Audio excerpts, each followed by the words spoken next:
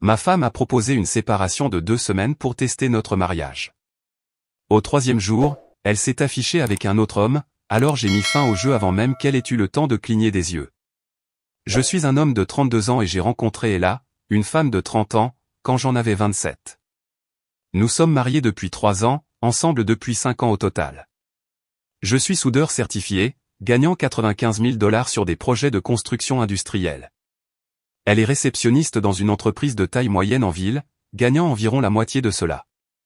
La maison dans laquelle nous vivons est la mienne. Je l'ai achetée 2 ans avant notre mariage avec l'argent de mon héritage et je l'ai gardée uniquement à mon nom. Nous partagions les dépenses du ménage à environ 70/30 puisque je gagne à peu près le double de son salaire. Elle contribuait aux courses, aux charges et aux améliorations de la maison, mais le prêt immobilier a toujours été à ma charge. Les 2 premières années de mariage ont été solides, des choses normales, déterminer à qui était le tour de faire la vaisselle, se disputer à propos du thermostat, planifier des vacances que nous ne pouvions pas encore tout à fait nous permettre.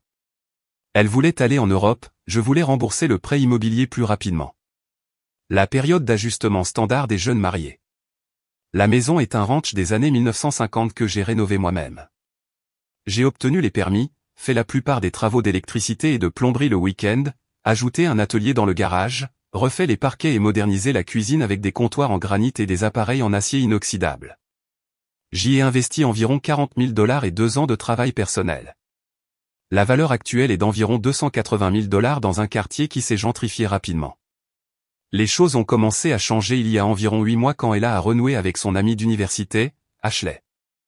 Ashley était revenue en ville après un divorce compliqué, sans enfant, percevant 2 500 $ par mois de pension alimentaire d'un type de la tech qui l'aurait trompée.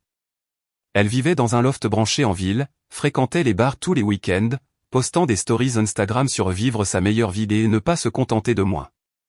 Mon meilleur ami, Stéphane, l'a immédiatement surnommée la coach de vie après l'avoir rencontrée une fois à un barbecue.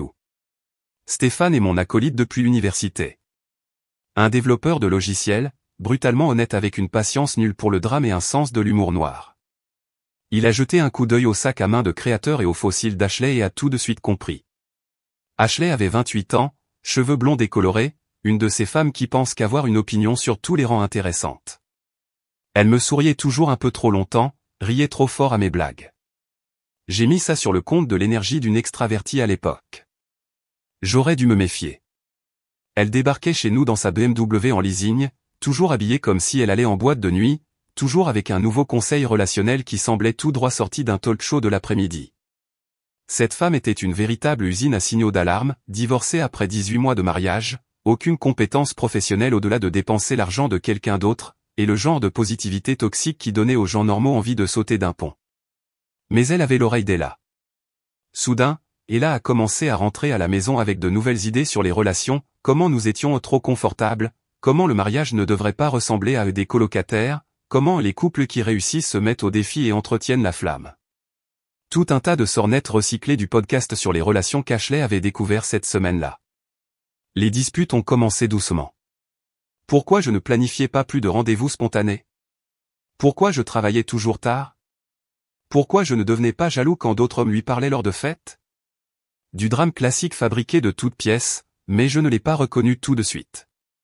Je travaillais sur un projet commercial majeur, un immeuble de bureaux de 12 étages en ville qui avait 3 mois de retard et un dépassement de budget de 200 000 $. Le genre de travail qui fait ou défait des carrières dans mon domaine. Je faisais des semaines de 60 heures, travaillant parfois le samedi, essayant d'empêcher le projet de devenir un désastre complet. Mais selon la philosophie relationnelle d'Ashley, mon engagement à nous maintenir financièrement stables était en fait la preuve que je ne me souciais pas de notre mariage. On ne peut pas inventer ce genre de choses. En décembre, nous nous disputions 2 fois par semaine, toujours le même schéma. Elle choisissait quelque chose de mineur, le transformait en une attaque personnelle, puis se montrait confuse quand je ne répondais pas à l'hystérie. J'essayais de résoudre le problème, elle m'accusait d'être émotionnellement indisponible.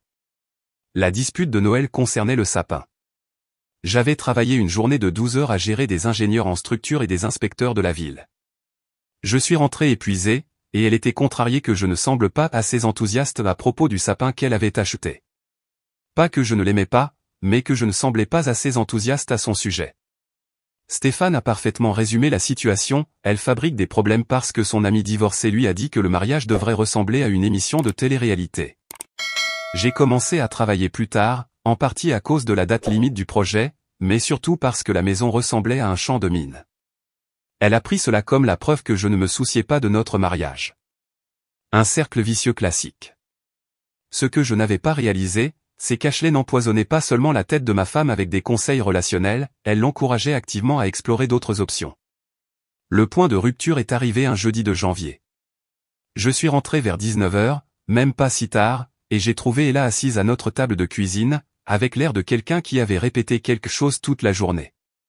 Elle avait déjà dîné sans moi, ce qui était nouveau. Nous avions l'habitude de nous attendre, même si cela signifiait manger à 20 ou 21h. J'ai pris des restes de nourriture chinoise dans le réfrigérateur et je me suis assis. Le porc aigre-doux était froid, mais j'avais assez faim pour ne pas m'en soucier. J'ai réfléchi à nous, à notre avenir. Je pense que nous devrions faire une pause, a-t-elle dit. J'ai arrêté de manger. Une pause?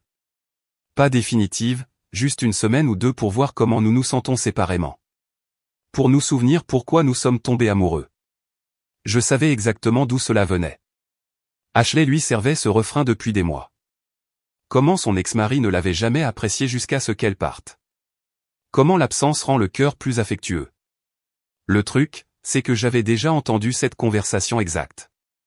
Mon ami Jake a vécu la même chose il y a 2 ans. Sa femme voulait une pause pour se retrouver. Elle s'est retrouvée, en effet, au lit avec son professeur de yoga. Cela lui a coûté la moitié de son 4 cents 1 K et $1 800 par mois de pension alimentaire pour enfants. Tu veux qu'on se sépare, ai-je demandé. Je veux que nous fassions comme si nous n'étions pas mariés pendant un petit moment. Voir si nous nous manquons. Voir si tu te battras vraiment pour nous. Et voilà. Le véritable objectif. Il ne s'agissait pas de prendre de la distance, il s'agissait de me faire danser pour son attention. De me faire prouver mon amour par la panique et le désespoir. J'ai regardé ma femme depuis 3 ans, assise là avec son discours répété et ses tactiques de manipulation venues de son amie désastreuse, et quelque chose en moi s'est tout simplement glacé. Au lieu de discuter ou de supplier, j'ai juste haussé les épaules. D'accord, ai-je dit. Elle a cligné des yeux. D'accord, si c'est ce que tu veux. La déception sur son visage a été immédiate. Elle s'attendait à ce que je discute, que je supplie, que je fasse un grand geste. Au lieu de cela, j'ai simplement hoché la tête et j'ai continué à manger mes restes de nourriture chinoise comme si elle m'avait demandé de prendre du lait en rentrant. C'est à ce moment-là que j'ai su que notre mariage était probablement terminé. Pas à cause de la demande de pause, mais parce qu'elle était déçue que je ne me sois pas opposé. Elle voulait du drame plus qu'elle ne voulait arranger quoi que ce soit. J'ai immédiatement envoyé un texto à Stéphane après qu'elle soit allée se coucher. Elle veut faire une pause dans notre mariage. Sa réponse est arrivée en 30 secondes. Lol. Laisse-moi deviner. L'idée de la coach de vie. Quelle est ta stratégie? Je vais la laisser avoir sa pause.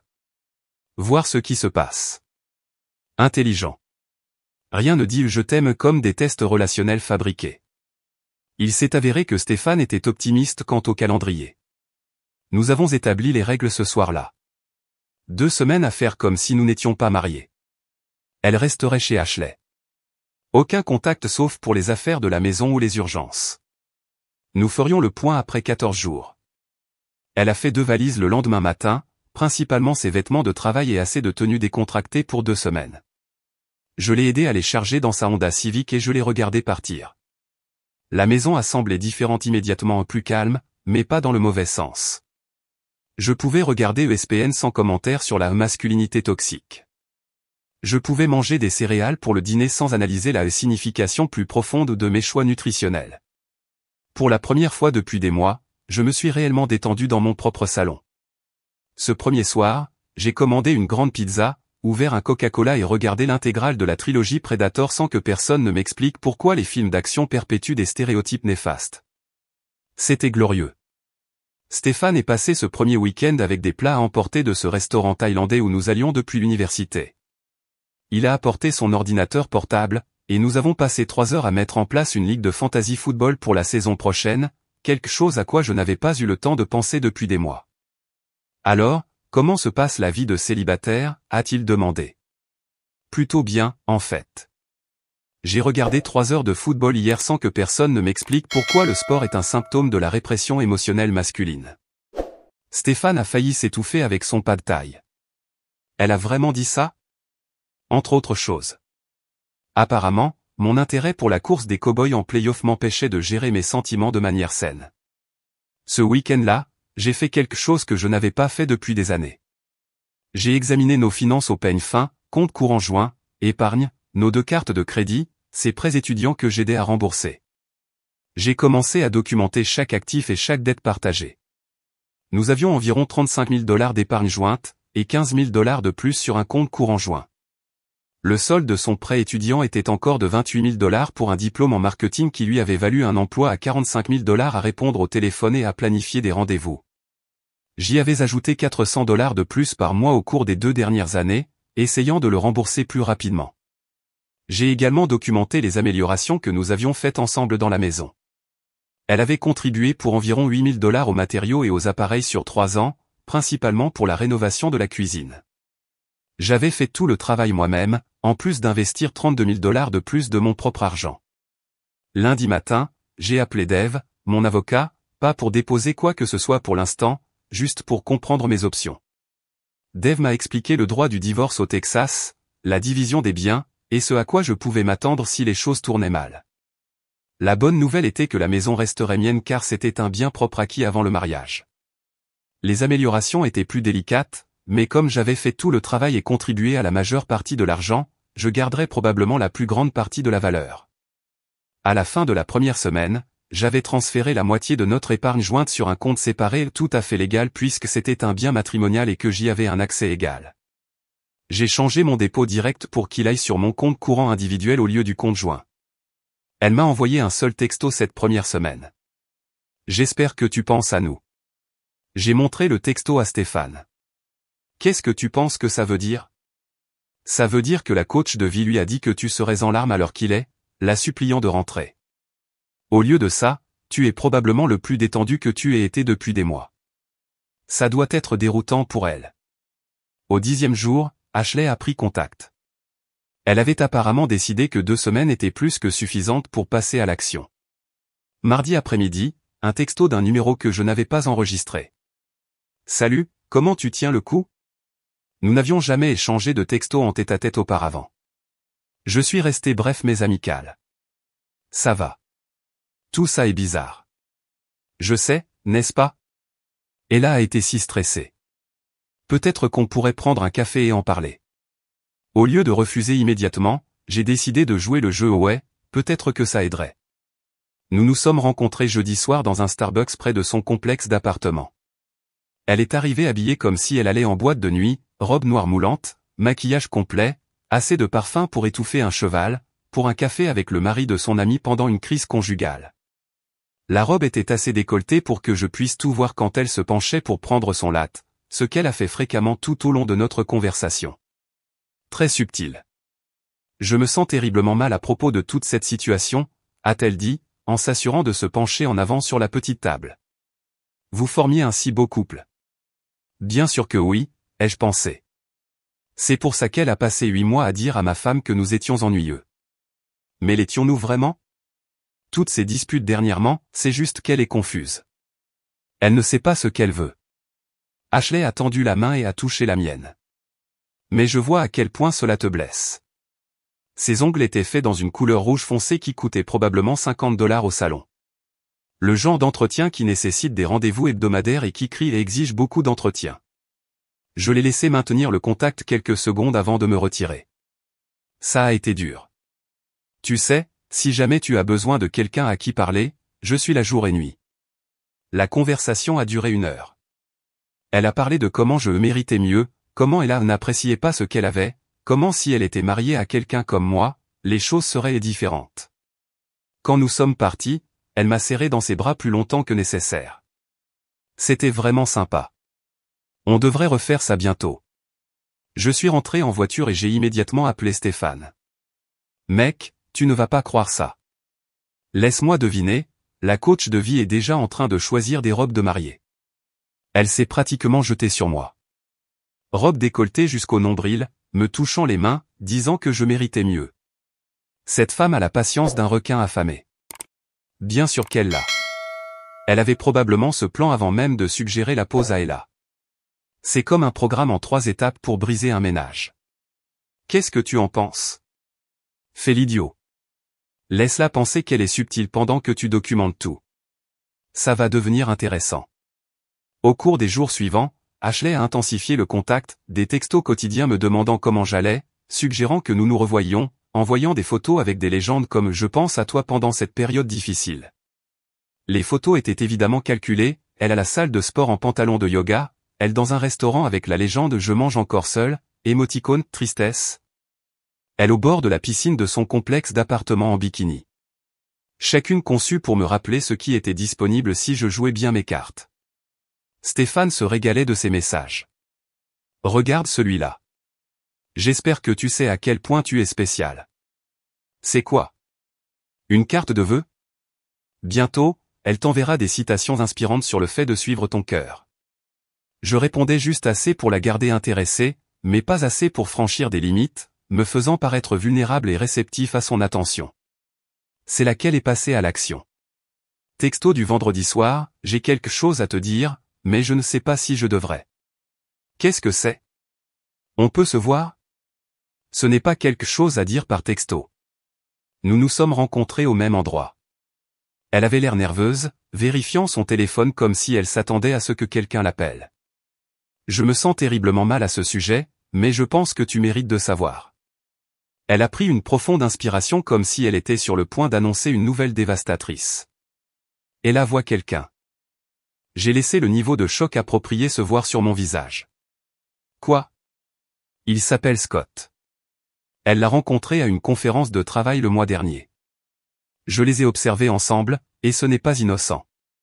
Scott, selon Ashley, était un directeur marketing d'Austin, la trentaine, divorcé, conduit une BMW, travaille pour une entreprise de technologie et le genre de gars qui a probablement une photo LinkedIn de lui pointant un tableau blanc. Tu en es sûr? Je les ai vus dîner hier soir. Très intime. Et elle ment sur où elle va quand elle quitte mon appartement. Ashley a tendu la main et a pris la mienne. Je suis tellement désolé. Je sais que ça fait mal, mais il fallait que tu le saches. Le message était clair. J'avais 2 options, me battre pour une femme infidèle ou passer à son ami loyal qui ne me trahirait jamais comme ça. Quelle coïncidence. J'ai parfaitement joué le mari dévasté. Je n'arrive pas à croire qu'elle ferait ça. Tu ne mérites pas ça. Tu mérites quelqu'un qui t'apprécie. Je suis rentré chez moi ce soir-là et j'ai fait quelque chose que j'aurais dû faire des semaines plus tôt. J'ai vérifié nos appareils et comptes partagés. Ella avait laissé son iPad à la maison quand elle a déménagé, toujours connecté à son compte iCloud, mot de passe enregistré depuis que je l'avais aidé à le configurer il y a des mois. Ses messages textes se synchronisaient automatiquement sur tous ses appareils. Ce que j'ai trouvé, c'était 3 semaines de conversation avec Scott, commençant de manière assez innocente, des ragots de l'industrie, des plaintes concernant un client qui n'arrivait pas à se décider sur les couleurs d'une marque. Mais dès la 2e semaine, c'était devenu personnel, des plaintes concernant notre mariage, comment elle se sentait sous-estimée, comment lui parler lui rappelait ce que c'était que d'être désiré. Les messages récents étaient explicites, des projets de rencontres, des discussions sur leur reconnexion, des photos que je ne voulais vraiment pas voir. Les horodatages montraient qu'elle lui envoyait des textos pendant notre pause, y compris juste après m'avoir envoyé ce message sur le fait de penser à nous. J'ai tout capturé en capture d'écran et sauvegardé sur mon stockage cloud personnel, 47 messages sur 3 semaines, dont une douzaine de photos et plusieurs messages vocaux que je n'ai pas eu le courage d'écouter. Ensuite, j'ai vérifié nos relevés de cartes de crédit jointes en ligne.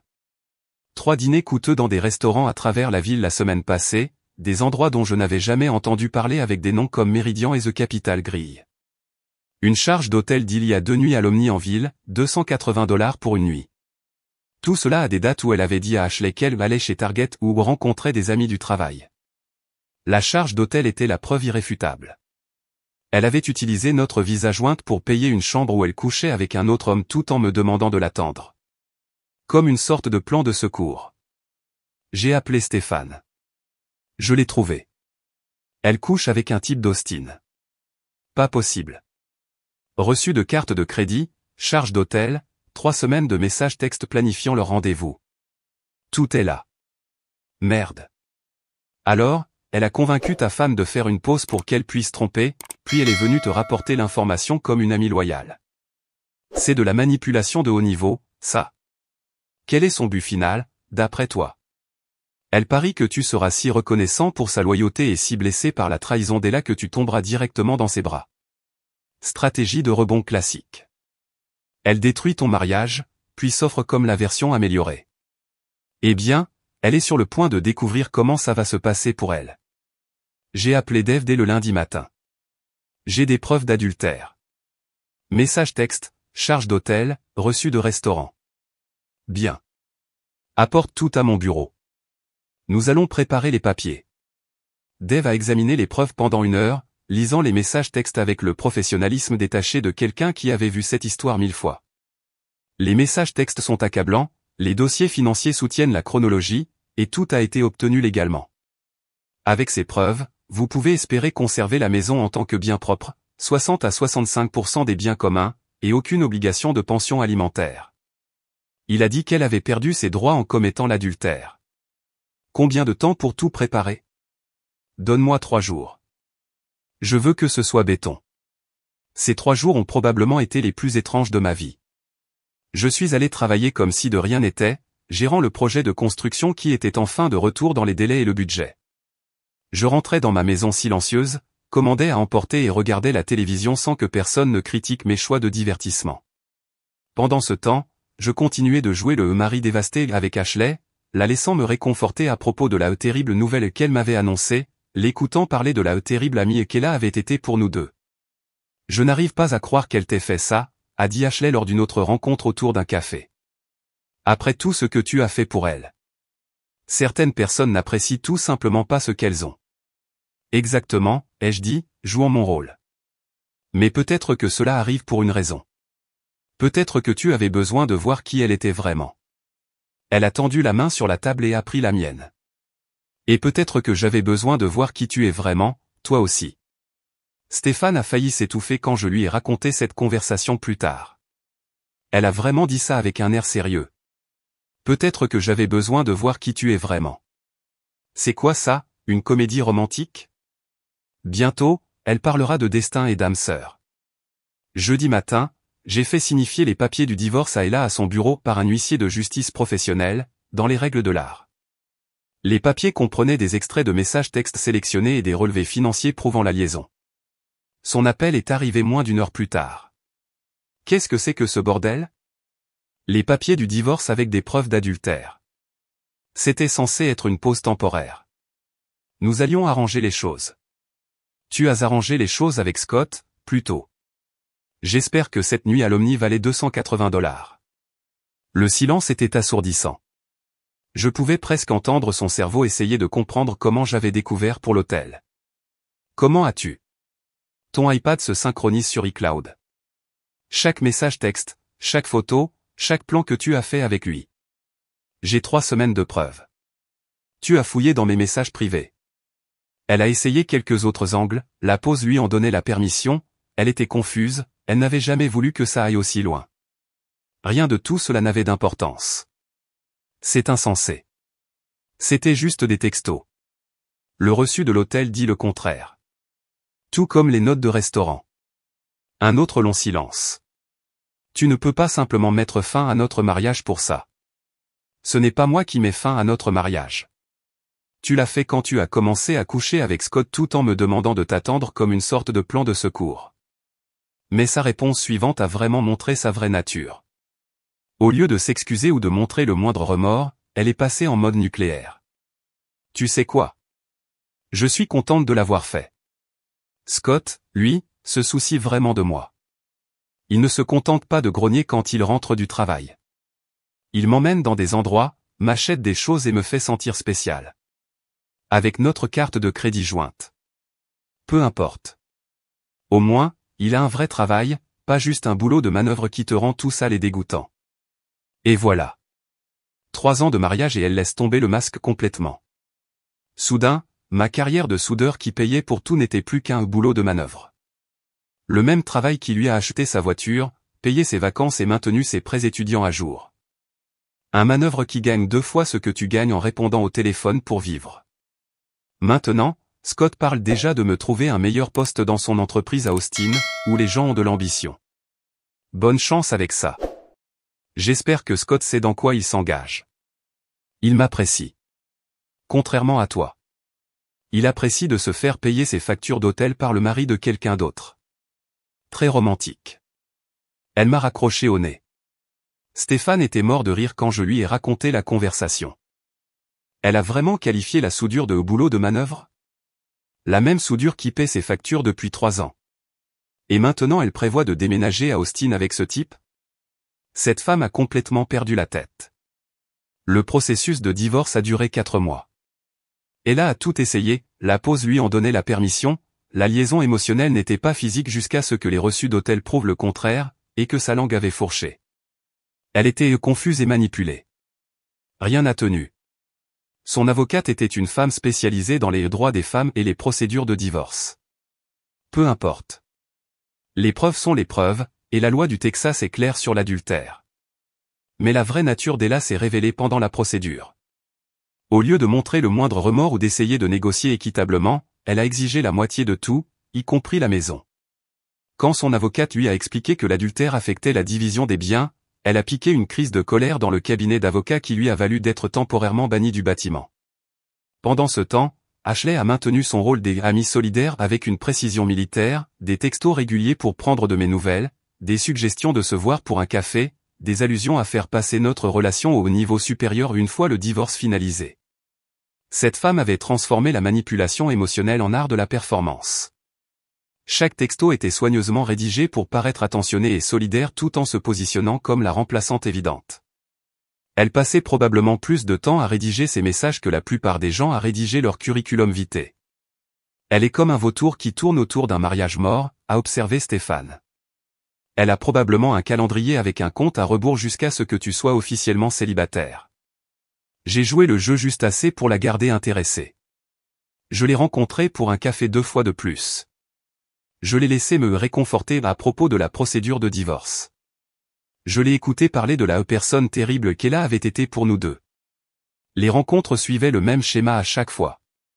Elle arrivait habillée comme si elle passait une audition pour un clip vidéo, passait 1 heure à parler de son soutien, puis faisait des allusions de plus en plus évidentes sur notre avenir ensemble.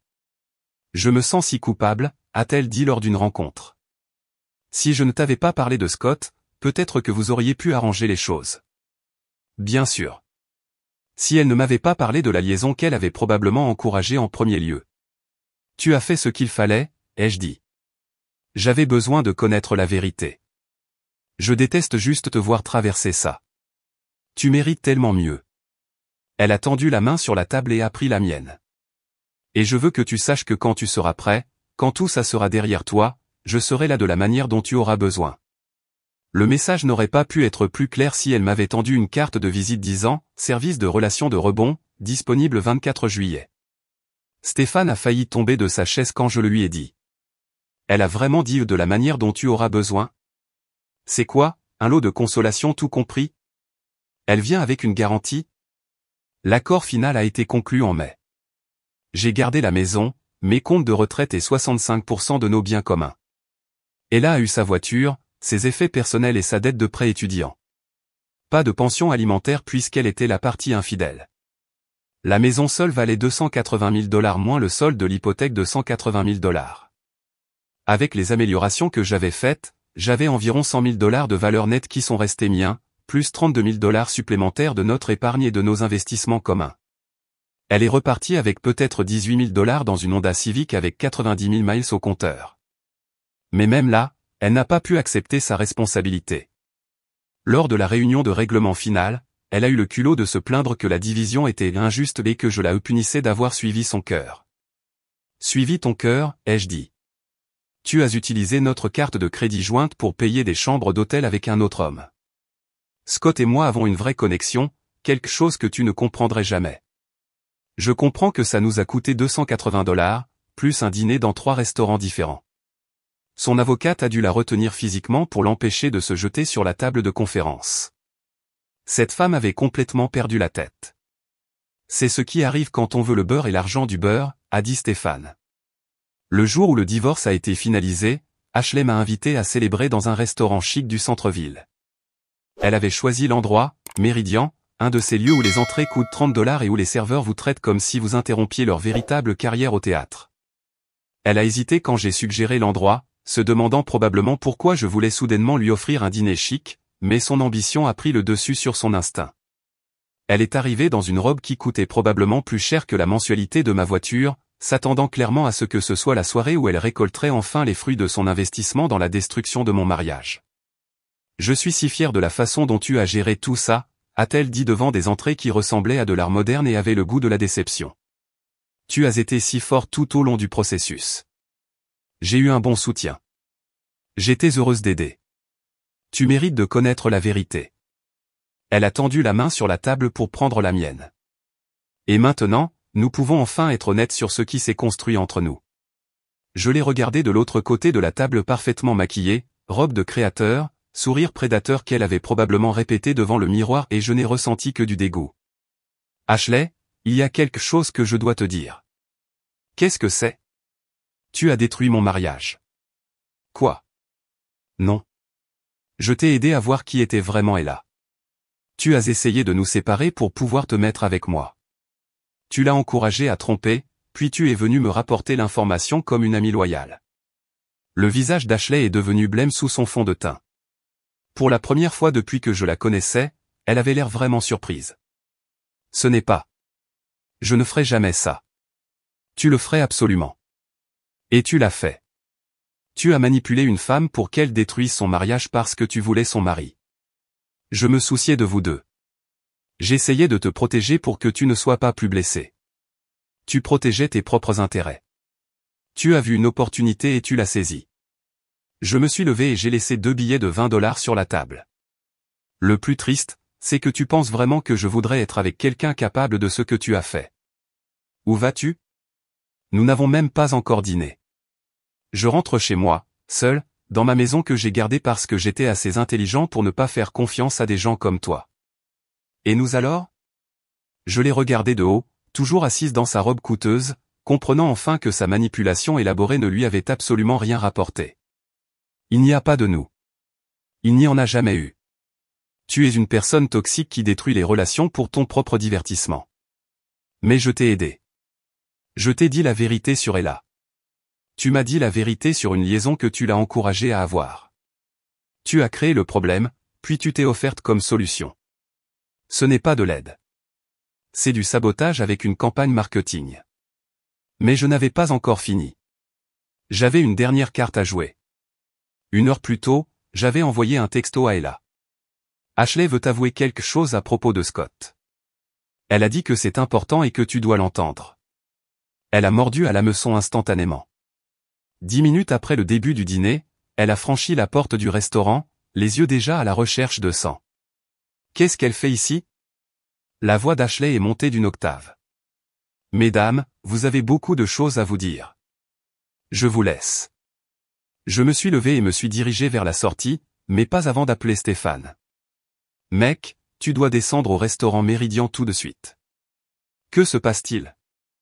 La coach de vie est sur le point de recevoir une évaluation de performance de son ancienne cliente.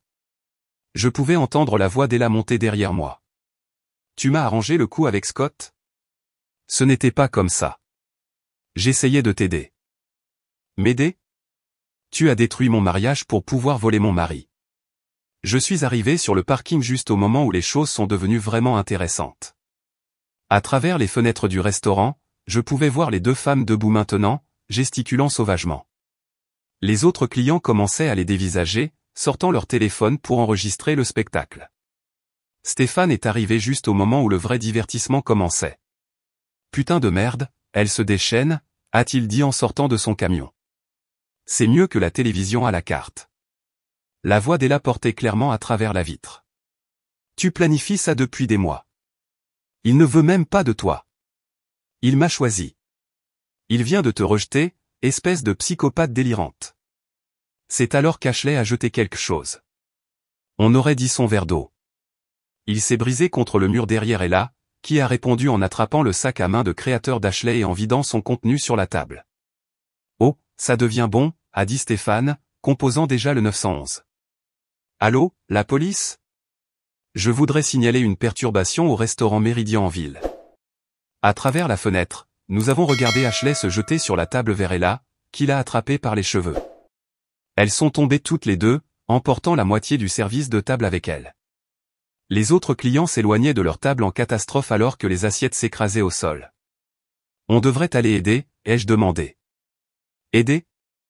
Mec, c'est le meilleur divertissement que j'ai eu de toute l'année. Elles obtiennent toutes les deux exactement ce qu'elles méritent. Le gérant du restaurant est apparu, essayant de les séparer, mais Ashley l'a repoussé et s'est de nouveau attaqué à Ella. Ella a répondu en lançant ce qui ressemblait à une corbeille à pain qui a touché Ashley en plein visage. Au moment où la police est arrivée 5 minutes plus tard, les deux femmes étaient au sol, les cheveux en désordre, le maquillage étalé, se criant dessus pendant que le personnel du restaurant essayait de rétablir l'ordre. Plusieurs autres clients filmaient avec leur téléphone. Les deux policiers se sont regardés avec l'expression de personnes qui avaient déjà géré ce type de situation. Mesdames, vous êtes toutes les deux en état d'arrestation pour trouble à l'ordre public et voie de fait. Stéphane et moi avons regardé depuis le parking pendant qu'ils menottaient les deux femmes et les chargeaient dans des voitures de patrouille séparées, se criant toujours dessus à travers les fenêtres. Elles ont passé la nuit en garde à vue au comté. Apparemment, crier en public et lancer de la vaisselle n'est pas couvert par le drame entre filles. Ça, a dit Stéphane, c'était absolument magnifique. J'ai reçu un appel le lendemain matin d'Ella, appelant depuis la prison du comté. Tout ça, c'est de ta faute, a-t-elle dit immédiatement. En quoi votre bagarre de bar avec Ashley est-elle de ma faute, exactement? Tu nous as piégés. Tu as planifié ça. Je lui ai dit la vérité sur ce qu'elle a fait à notre mariage. Ce que vous deux avez fait après, c'était entièrement votre choix. Nous avons toutes les deux été arrêtés à cause de toi. Vous avez toutes les deux été arrêtés parce que vous avez décidé de faire un combat en cage dans un restaurant public. C'est de votre faute. Mais elle n'avait pas fini de se sentir légitime. Tu dois payer ma caution. Je suis ta femme. Ex-femme depuis hier. Et non, je n'ai rien à faire pour toi. Je n'ai personne d'autre à appeler. Scott ne répond pas à son téléphone. On dirait un problème personnel. Tu ne peux pas me laisser ici. Regarde-moi faire. L'appel a duré peut-être 3 minutes avant qu'elle ne me raccroche au nez. Stéphane était mort de rire quand je lui en ai parlé plus tard. Cette femme a du culot, je lui accorde ça. Les deux femmes ont fini par passer la nuit en prison et ont dû payer des amendes pour trouble à l'ordre public. Ella a également dû payer pour les biens endommagés du restaurant, environ $800 pour la vaisselle cassée, les verres et les frais de nettoyage. L'incident s'est retrouvé sur plusieurs pages de réseaux sociaux sous le titre « Un drame de divorce se transforme en bagarre de restaurant ». Quelqu'un avait filmé toute la scène sur son téléphone et l'avait posté sur TikTok. La vidéo a obtenu 80 000 vues la première semaine. Quelqu'un a commenté « Quand vouloir rester authentique tourne mal », avec 500 j'aime. Ella est retournée vivre chez ses parents dans la banlieue de Dallas. Aux dernières nouvelles, elle travaille dans une autre entreprise pour à peu près le même salaire, mais maintenant elle a un casier judiciaire et une vidéo virale. Scott a rompu avec elle une fois qu'il a réalisé qu'il avait été utilisé pour briser un mariage et qu'il avait ensuite été publiquement humilié dans une bagarre de restaurant virale. Le plus drôle, c'est que Scott a apparemment essayé de l'ignorer après l'arrestation, mais elle continuait de se présenter à son bureau à Austin pour essayer d'arranger les choses. Son entreprise a dû faire intervenir la sécurité du bâtiment. Le gars est passé de se prendre pour un séducteur à avoir besoin d'une ordonnance restrictive. Ashley a essayé de me contacter pendant des semaines après l'incident de l'arrestation, alternant entre excuses et accusations. Ça a commencé par « Je suis tellement désolé, je ne sais pas ce qui m'a pris », et ça a dégénéré en « Tu nous as manipulés toutes les deux et tu as détruit 2 amitiés ». J'ai finalement bloqué son numéro quand elle s'est présentée chez moi sans y être invitée un samedi matin, exigeant de savoir pourquoi je la punissais d'être une bonne amie. La maison ressemble de nouveau à un foyer. Je me suis débarrassé de tous les coussins décoratifs qui ne servent à rien, des bougies parfumées qu'il n'était jamais permis d'allumer. J'ai acheté un vrai canapé d'angle, une télévision de 65 pouces pour le salon, et j'ai transformé la chambre d'amis en bureau à domicile. Les ordures finissent vraiment par se sortir toutes seules parfois.